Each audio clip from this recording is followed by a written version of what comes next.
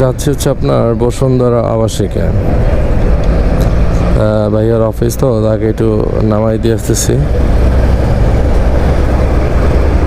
আজকে ভালোই লাগতেছে সকালটা, হালকা হালকা কুয়াশা আছে ঢাকার মধ্যে, তারপর তেমন জ্যামও নাই, একটানে চলে আসতে পারলাম।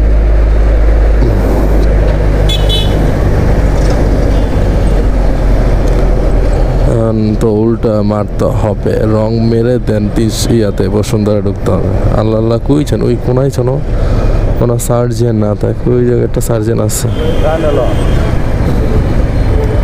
সার্জেন থাকলে নিশ্চিত কট নাইগা, আল্লাহ বাঁচাইছে। যাক,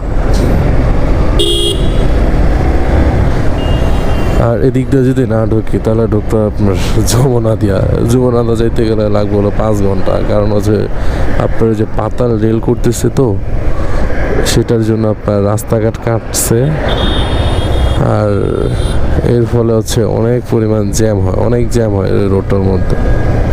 সেই জন্য বললাম যে এই রোড দিয়ে যদি যাই তাহলে জ্যাম ঠেলতে ঠেলতে সারাদিন পার হয়ে যাবে। সেই জন্য যে এতটুকু রং মেরা দিয়া ঢুকে যাই ডানে।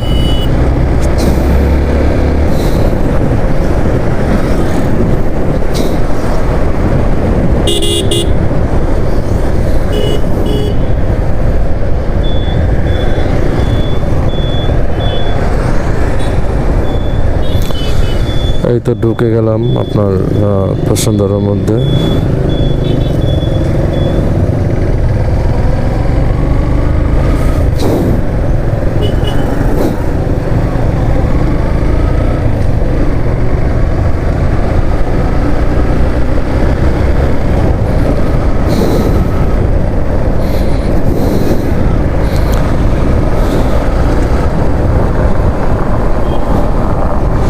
বসুন্ধরার মধ্যে একটা সমস্যা কি, আপনার এই স্বপ্ন একটা সুপার শপ আছে, স্বপ্ন সুপার শপ একটা আছে, আর একটা মনে হয় মানে এই পাশে একটা আছে, আর একটা ওই কোনায় মানে একদম গেটের সামনে।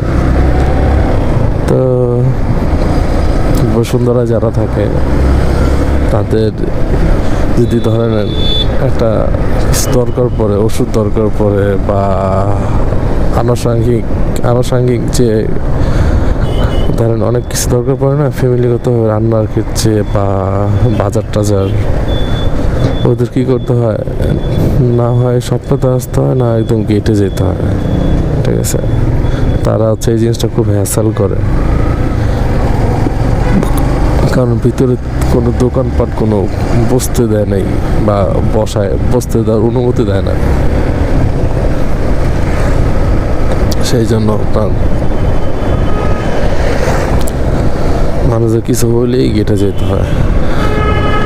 একটা সুতা কিনতে গেলেও আপনার এই গেটে যেতে হবে, মানে আপনার 100 টাকা খরচ করতে হবে।